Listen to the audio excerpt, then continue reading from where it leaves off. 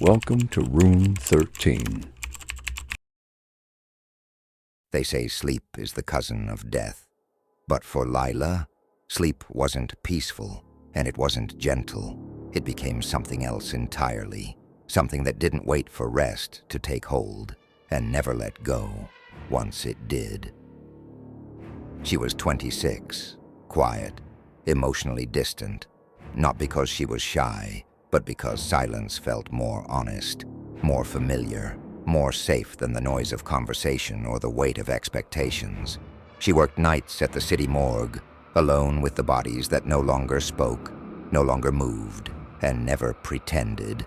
And she liked it that way because the dead didn't ask questions, didn't need anything, and never lied. After a long shift, she walked home through the empty city streets before sunrise, unlocked the door to her small apartment, stepped inside without turning on the lights, and dropped her bag by the wall with a dull, familiar sound. She didn't need the lights.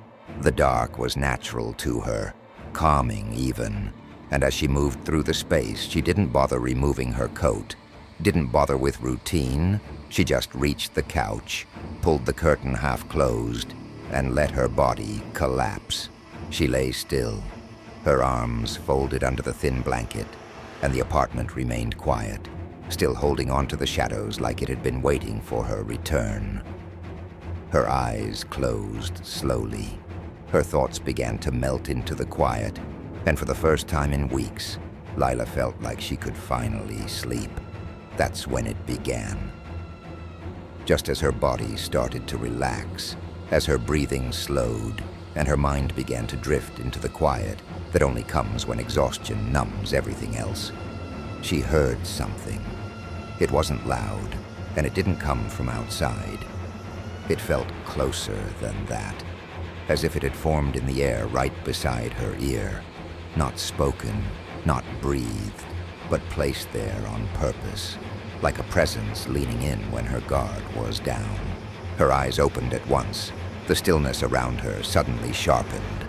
The apartment hadn't changed. The blinds were half shut. The kitchen was dark. The refrigerator hummed like always.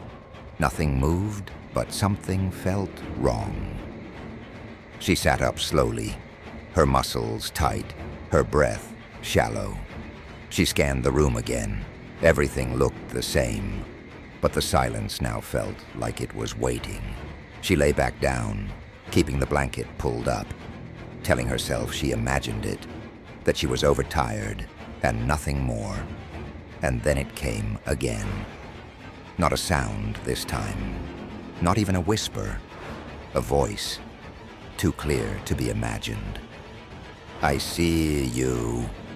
She sat upright in an instant, her heart hammering against her ribs, her hands gripping the edge of the couch. The shadows hadn't changed, and yet they felt alive. The corners of the room stretched a little deeper. The silence settled a little heavier. She didn't move for a long time. She didn't sleep for the rest of that night, because something had spoken, and it knew she heard it. On the third night, her body stopped fighting. She didn't remember lying down, but she found herself in bed with the blanket pulled up and her coat still on, as if her limbs had moved on their own.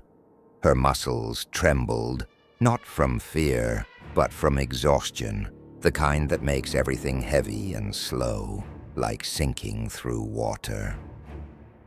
The room was dim, the same blinds, the same air, but it felt heavier, like something had filled the space with weight she couldn't see. She tried to focus on the rhythm of her breath, the simple in and out that used to be enough to calm her. But even that felt forced, like she wasn't the only one controlling it anymore. Then she felt it. Not a voice, not a whisper, not a sound. It was a pressure, just beneath her ear, pressing gently from within the pillow. Her eyes opened, but she didn't move. Then the voice returned. "You can't ignore me forever." This time, She didn't sit up right away. She stayed still, hoping, foolishly, that staying still would make it go away. But the voice didn't care about her silence. It was speaking for itself now. She grabbed the pillow suddenly, without warning, and threw it across the room. It hit the floor with a soft thud, and then it laughed. Not loud, not manic, but dry, rotten, like something that had forgotten how to sound human. It rasped through the room, and it was real, not in her head, not in a dream. It came from the floor, from the fabric, from the thing that had been pressed against her skull moments earlier. She froze, eyes wide, lips parted, not to scream, but because all the air had left her. She didn't sleep that night, or the next. And the pillow stayed where it had landed, untouched, but never quiet again. She started doing things to keep herself awake. Cold showers, loud music, scratching words into the walls just to stay present. She counted hours by the shade of the sky outside her window. Her reflection became unfamiliar, like someone else was wearing her skin. She went to a doctor. They said it was stress, sleep deprivation. They gave her pills and told her to rest. She took them, 3 at once. She didn't remember lying down. She only remembered waking up, not all at once, not with a jolt, but slowly, like her awareness was being peeled open from the outside, gently but without permission. And when her eyes finally adjusted to the dark, she saw him standing at the foot of her bed, still watching there. He was tall, thin, too thin. His skin stretched in ways it shouldn't. Pale and unreal, his head tilted ever so slightly, as if curious about her reaction. His eyes were open, wide, unblinking. She blinked once. He didn't. She tried to move, but her body refused. Her breath caught in her throat, silent and stiff. She looked away, just for a second, and when she looked back, he was gone. But something had changed. Not the room, her. She no longer trusted what her eyes saw, because they weren't fast enough. They couldn't keep up with him. And deep inside, she knew. He never left. The next morning, she avoided the mirror. Not because she thought he'd be in it, but because part of her already knew. It started in the kitchen. The screen of the microwave flickered black for a second, and in that flash, she saw him, not clearly, just the outline, a shape behind her shoulder, standing too close like he belonged there. She turned around fast. Nothing. She stood frozen in place, eyes locked on the empty hallway. When she looked back at the microwave door, he was gone. But she knew.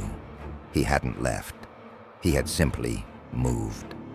That same day, she caught him again.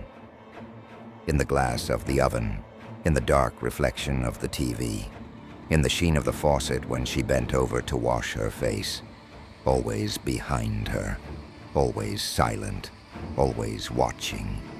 She screamed, not in fear, but in exhaustion, in frustration, like someone trapped in a loop with no way out. A neighbor knocked on the wall.